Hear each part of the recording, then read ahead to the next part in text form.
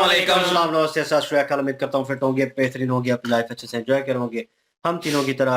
देवों के देव Mahadev episode 29 first part है। लाइक शेयर सब्सक्राइब कर दें। स्ट्रेट चलते हैं वीडियो की तरफ।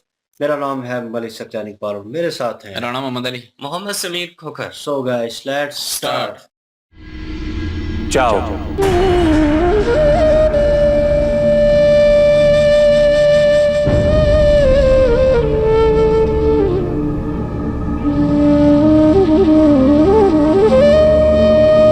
नहीं प्रभु, नहीं नहीं।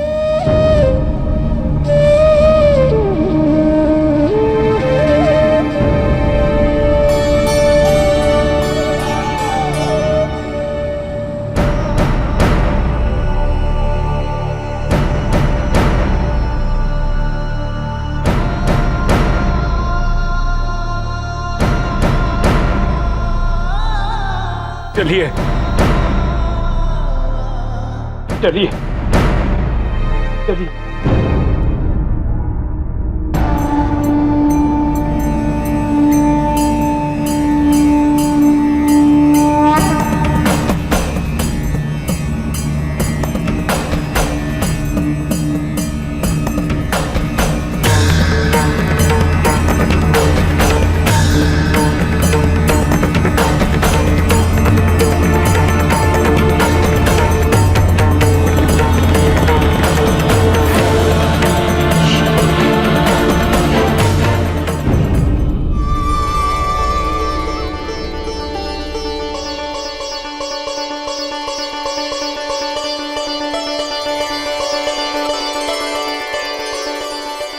कहाँ चली गई थी मुझे छोड़कर? दासी को भेजकर आपको बुलाना पड़ा।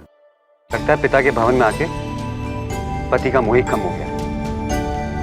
ऐसा मत कहिए, मैं रो दूंगी। क्या आपको सच में ऐसा लग रहा है?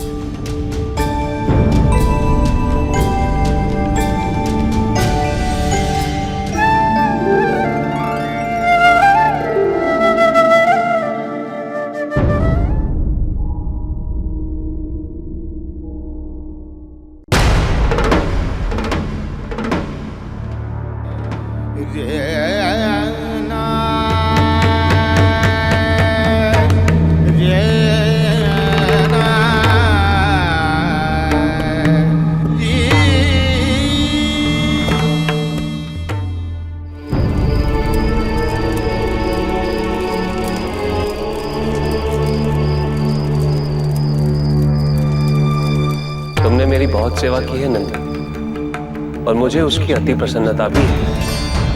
किंतु अब तुम्हारे पिता को तुम्हारी आवश्यकता है। देवर्षि नारद भी तो यही कह रहे थे। नंदे!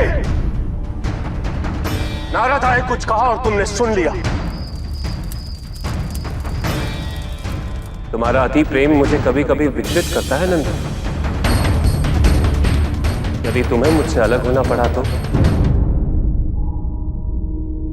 ये मेरा आदेश है नंदिनी, तुम्हें अपने पिता के साथ जाना ही होगा।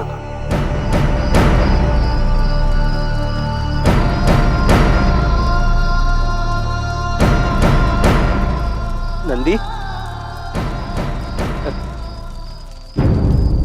ले पुत्र, खा ले।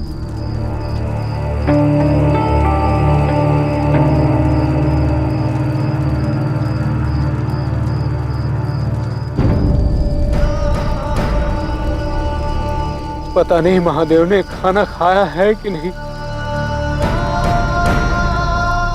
महादेव तो देवों को देव है, वो तो भगवान है पुत्र। वो स्वयं ही संसार का ध्यान रखते हैं। मेरे लिए तो वो मेरे स्वामी है और मैं उनका सेवक। अपने इस वृद्ध पिता को क्यों दुखी कर रहे हो पुत्र? मैं पिता हूं तुम्हारा पुत्र। तुम्हें पाने के लिए मैंने कितनी घनघोर तपस्या की थी। तुमने महादेव की सेवा करने की मनसा जताई, हमने तुम्हें जाने से नहीं रोका। तुमने उनकी सेवा की और आज स्वयं महादेव के आदेश से ही तो मैं तुम्हें यहाँ वापस लेकर आया हूं।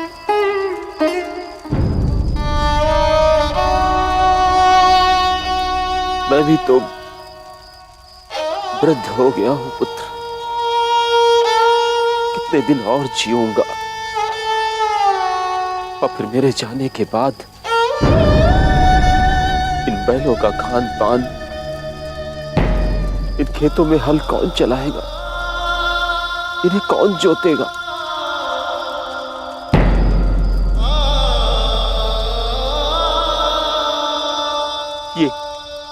ये खेती तुम्हारा कर्म क्षेत्र है और यही तुम्हारा धर्म है। मेरा कर्म क्षेत्र तो कैलाश है और मेरे महादेव की सेवा करना ही मेरा धर्म है।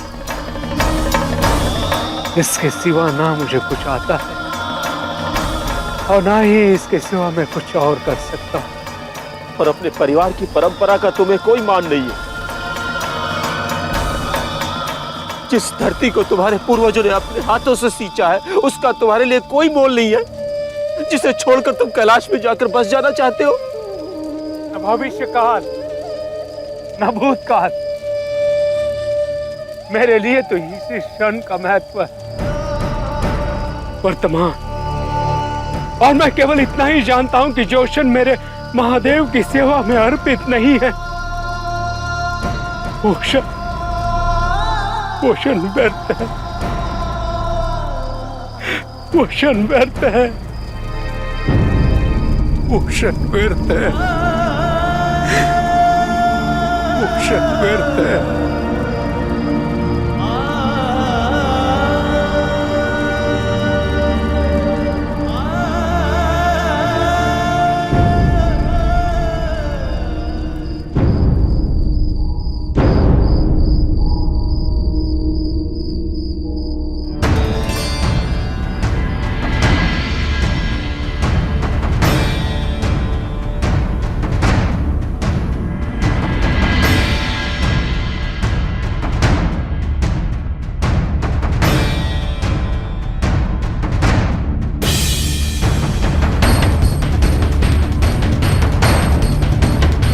मैं जानती हूं आप मुझसे क्रोधित हैं,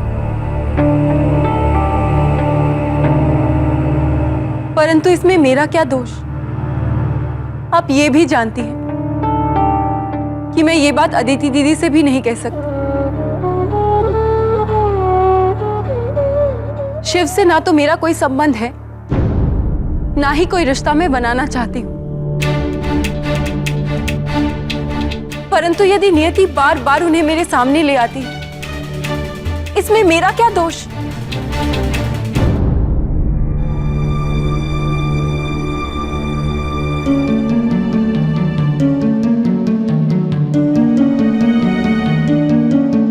आप सुन भी रही हैं मैं क्या कह रही हूं?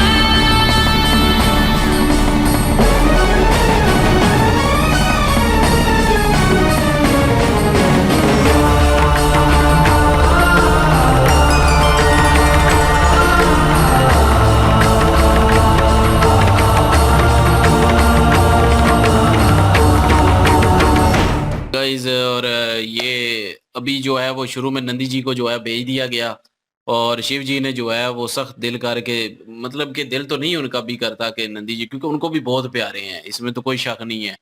भेजने का दिल तो उनका भी नहीं था, लेकिन सख्त दिल करके जो है उनको भेजना पड़ा, क्योंकि उनके पिताजी की जो है वो पिताजी के लिए, क्योंकि उनका धर्म जो है वो उनकी सेवा करना थी। तो शिव जी ने जो है वो बिल्कुल अच्छा फैसला किया है।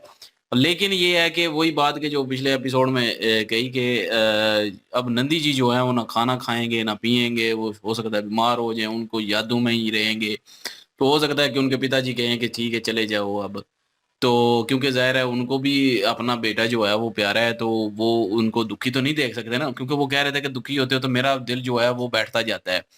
तो इसलिए जो है वो ऐसा ना करो, मैंने बड़े जो है वो तपस्या के साथ जो है वो अपना माँगा है तुम्हें, और जो पूर्वज की जो है वो इन ज़मीनों को सींचा है, वो तुम्हारा कर्म है वो। लेकिन वो उन्होंने कह दिया कि मेरा कर्म तो जो है वो कैलाश है, और मेरी जो है धर्म जो है वो शिव जी की सेवा करनी है।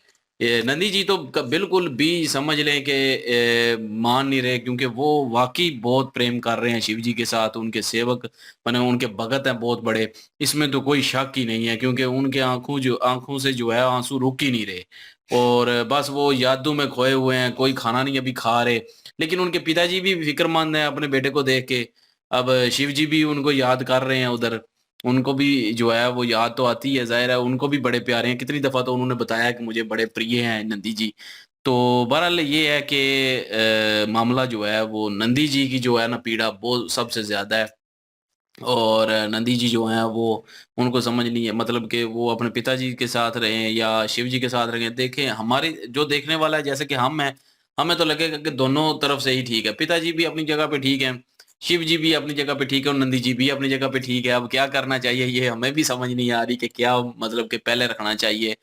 लेकिन अगर पिताजी को देखें तो हमें लगता है कि पिताजी की सेवा करना उनका पहला धर्म है, क्योंकि उन्होंने बड़ी तपस्या के साथ माँगा था बेटा। तो अगर देखा जाए कि नंदी जी की तरफ, तो वो उनका प्रेम जो है वो शिव जी के साथ जुड़ा हुआ है, तो फिर हमें वो देख के लगता है कि वो शिव जी के पास जाने चाहिए। शिव जी की तरफ देखें तो यही लगता है कि शिव जी जो हैं उनको बड़े प्यारे हैं, तो उनके पास आना चाहिए उनको, नंदी जी को। तो हम देखने वालों को तो यही लगेगा, लेकिन ये है कि वो नंदी जी अब क्या फैसला करते हैं, या उनके पिताजी इस चीज़ से इज़ाद कर देते हैं कि उनके इस धर्म से या उनके कर्म से। तो अभी तो आगे ही पता चलेगा। जी, सिचुएशन इस तरह की है, और मैं कहूँ कि मज़ा आ रहा है देखने में, क्योंकि वो प्यार मोहब्बत का और वो गुरु शिष्य का एक किस्म का रिश्ता, और बीच में बाप की मोहब्बत, ये एक किस्म का ना क्लैश हो रहा है तीनों के दरमियान। तो जीतेगा कौन ये देख लें, क्योंकि ये जीत प्यार मोहब्बत की होगी। एक बाप अपनी जगह पे ठीक है, और एक गुरु अपनी जगह पे ठीक है, भगवान जो है शिव जी।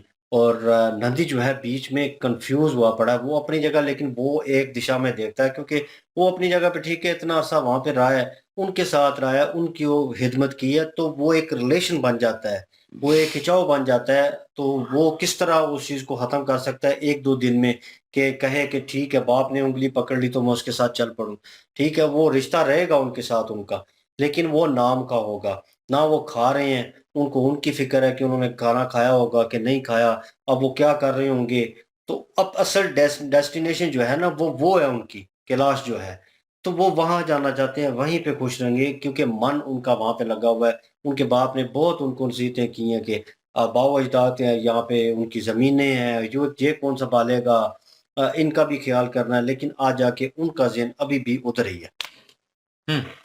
बिल्कुल जी, उनका ज़हन तो उधर है, लेकिन यहाँ पे बात करेंगे सती जी की। और सती जी जो हैं, उनको पूरी तरह से अब पता चल गया है कि मदनी के जो हैं, वो भी शिव भगत हैं। क्योंकि जहाँ पे सती जी ये मदनी के जी से ये कह रही थी कि मैं आप मुझे क्यों नहीं लेके जाना चाहती? आपके दिल में जो डर है, वो इसी चीज़ का है कि मैं शिव जी से प्रेम करती हूँ। हालाँकि ऐसा कुछ भी नहीं है, मैं उनसे प्रेम नहीं करती। लेकिन मदनी के जो हैं, मेरे ख्याल में वो उस वक़्त पूजा कर रही थी, और शिवलिंग को उन्होंने ढाँपा हुआ था। सती जी ने जब देखा कि उनकी बात को वो पूरी तवज्जो से नहीं सुन रही, तो वो करीब आई हैं, उन्होंने देखा कि कपड़े के नीचे कुछ है। तो जब उन्होंने कपड़ा हटाया, तो वो सरप्राइज़ हो गई हैं कि शिवलिंग था। और अब उन्हें भी पता चल गया, सती जी को भी, कि मदनी के जो हैं, वो क्यों सती जी को दूर रखना चाहती हैं इन सारी चीज़ों से, वो क्यों बचाना चाहती हैं। क्योंकि वो भी शिव भगत हैं, और वो नहीं चाहती कि प्रजापति दक्ष की जो पुत्री हैं, उनका पहले ही इख्लाफात चल रहे हैं प्रजापति दक्ष के शिव जी से, तो और मज़ीद इस प्यार की वजह से हालात ख़राब हों। अगर मैं गलत नहीं हूँ तो शिव जी का जो है वो मेरे ख्याल में मदनी के उनसे प्रेम करती थी, और उन्हीं की वजह से सारे रूल तोड़े भी थे इन्होंने। ऐसे हो सकता है गलत भी हो जाऊं, लेकिन जो महसूस हो रहा है हमें, क्योंकि वो जिक्र किया था उन्होंने कि पहले मैंने भी तुम्हारी तरह जो है प्रेम किया, और मुझे सारी दुनिया से कट ऑफ होना पड़ा, वो सारे जो रूल थे उनको तोड़ना पड़ा, और देख लो मैं अकेली हूँ। तो हो सकता है कि वही चीज़ जो है वो इसी चीज़ से डर रही हूँ। बहरहाल आगे देखते हैं क्या होता है। बिल्कुल जी, और लाइक शेयर सब्सक्राइब कर दें। इंशाल्लाह मिलते हैं नेक्स्ट वीडियो में। अपना ख्याल रखिएगा, दुआ में याद रखिएगा। तब तक के लिए अल्लाह हाफिज, पीस।